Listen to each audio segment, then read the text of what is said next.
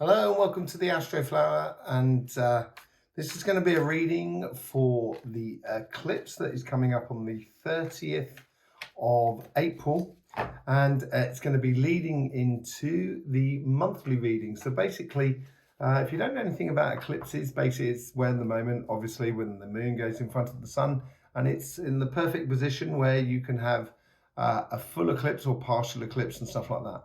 And what we got coming up on the 30th of April during Taurus season is a partial eclipse, and it's going to be in the Antarctic region and in South America. So going up and touching basically the root chakra. So it appears to be sort of like, playing on anything that's connected to your roots. And usually when eclipse happens, so magnetically what happens is it acts a little bit like a focal lens for the Earth. So it creates this magnetic pull even more towards the sun, which is going to pull the Earth's energy and make it a little bit more sort of accentuated across the board and heighten those elements that are within all of our flowers. So our astro flowers, that is. So it makes this, it pulls it like a magnet, if you like. And in so many cultures, it's been tied into auspicious occasions. People sort of prophesize with it and etc. Certainly, people see it as a changing moment between two periods. But this year is a little bit special. It's quite nice. It's quite interesting. First things first, we have that partial eclipse on the 30th of April, which is in the Taurus season, and we'll be going into the elements a little bit on that.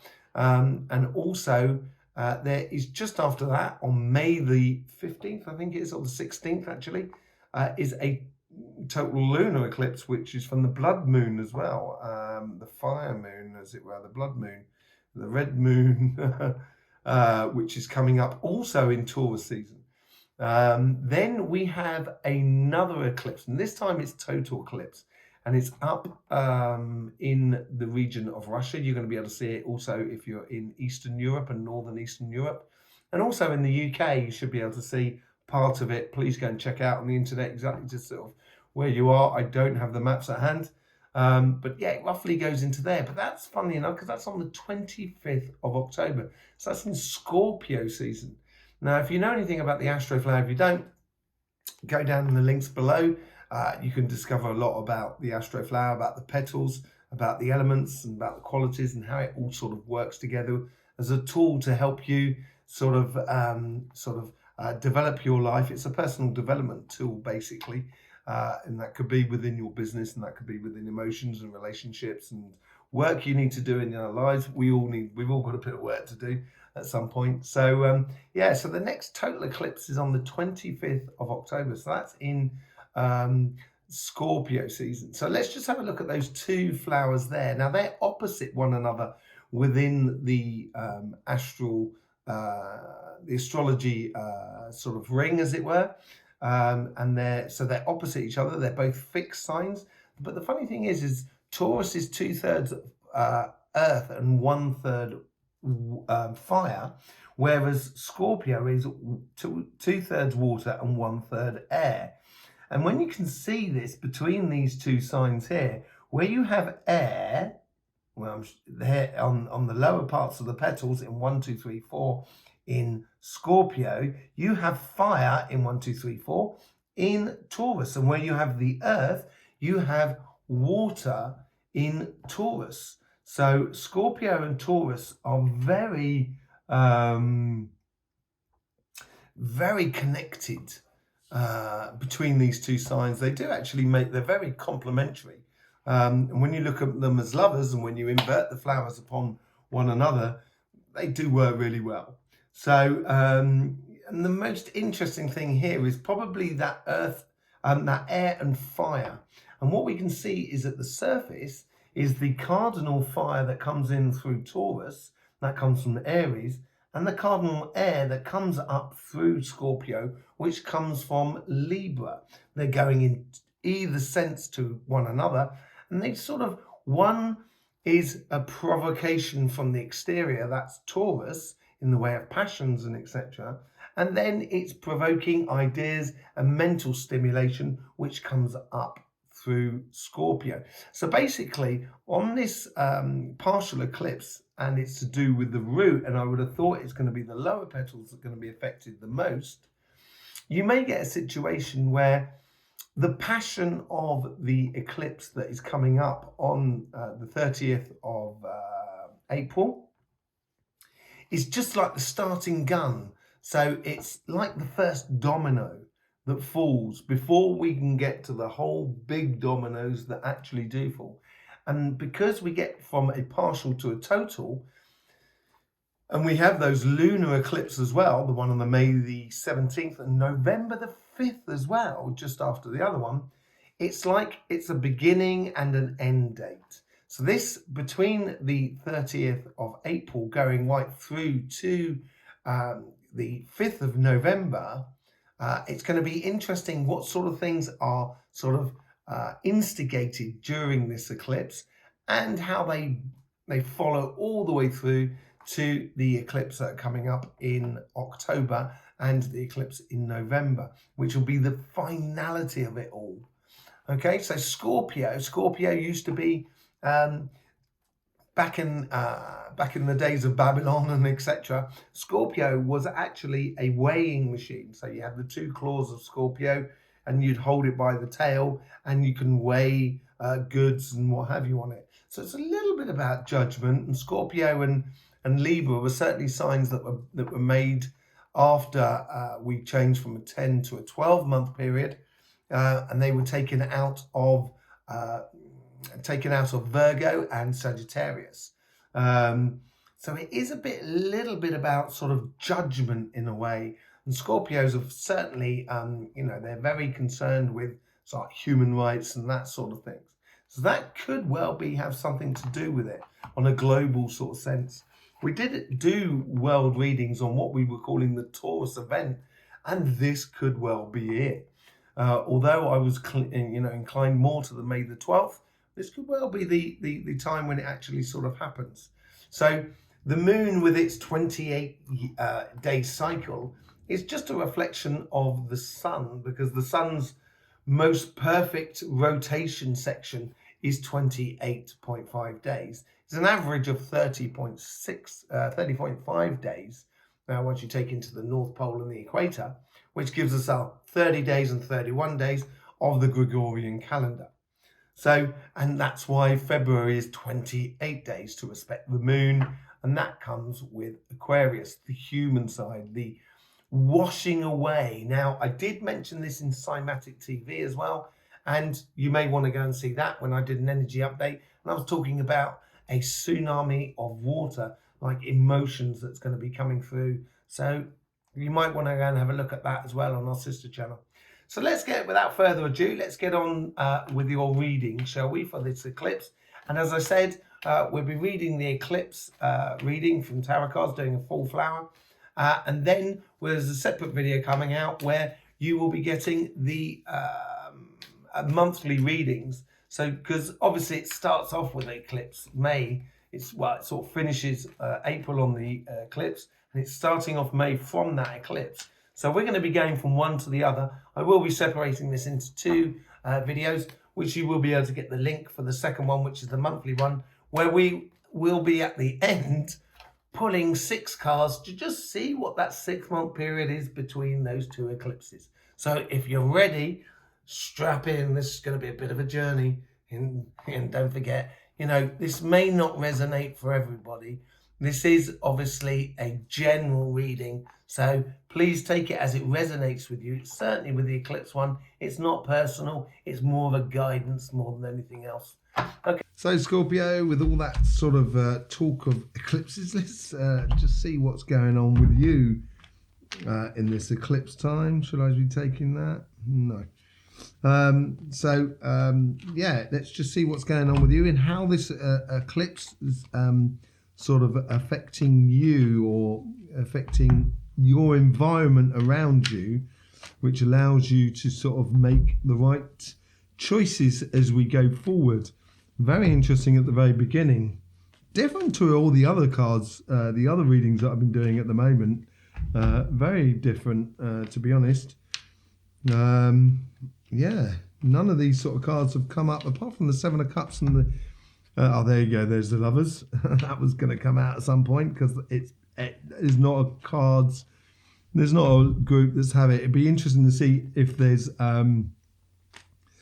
if it's on... you know, on the monthly reading, which is coming straight up after this, which will be linked in the description below.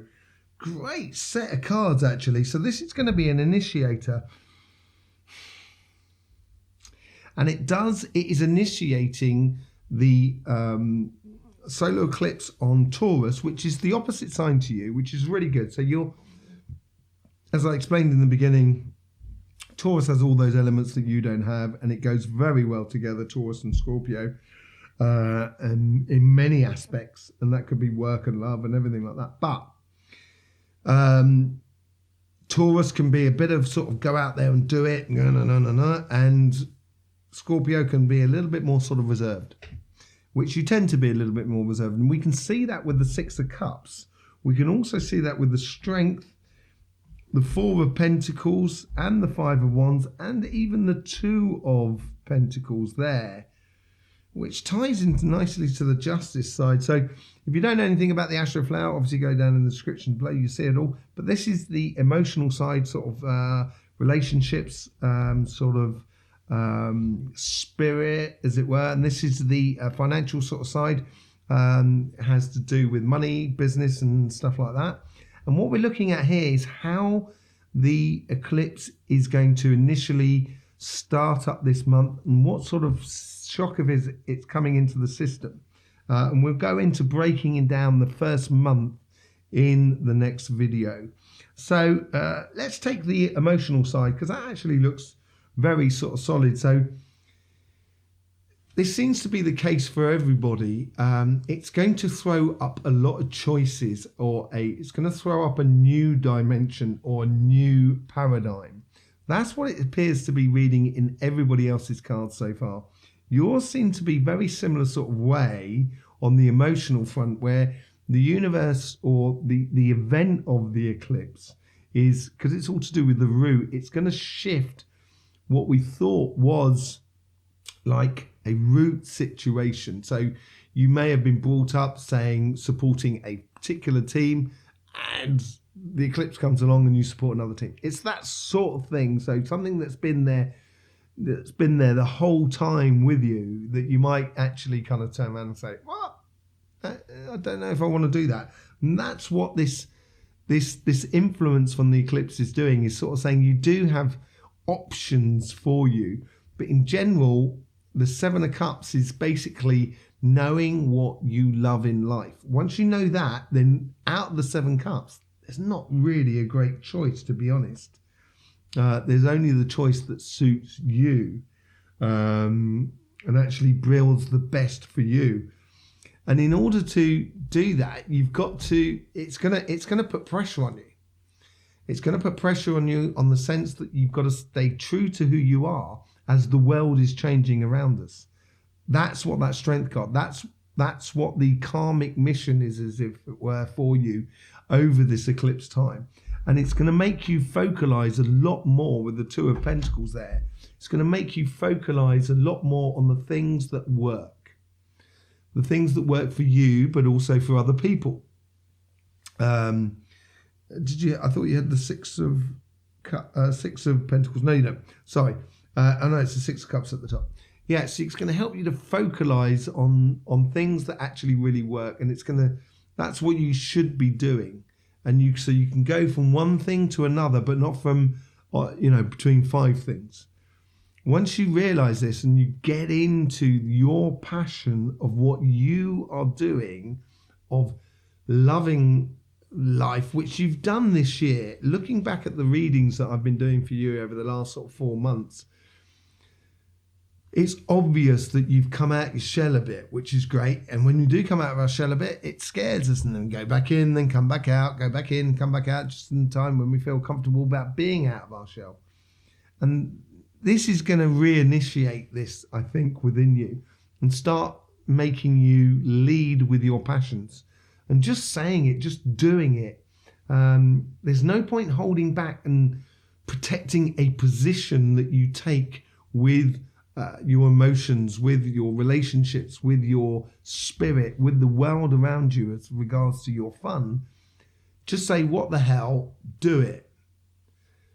If it backfires, it backfires. Or if it turns out that it's not for me, then it's okay, as long as you follow your passions of what you want in life. Because you're going to find everybody that is around you that you need that does have those passions. And that Queen of Wands is that all about. So as you focalize and stay true and strong to yourself over this changing period, you're going to really come into strength within your passions. That's what it is. So follow your passions in life. And this is what is initiating in this eclipse, of trying to help you follow your passions. So that's on the emotional side and the relationship side. Because this is not specific to one life. This is specific to collective. This is much more of a collective reading than anything else, because it's a solar eclipse that's happening for everyone.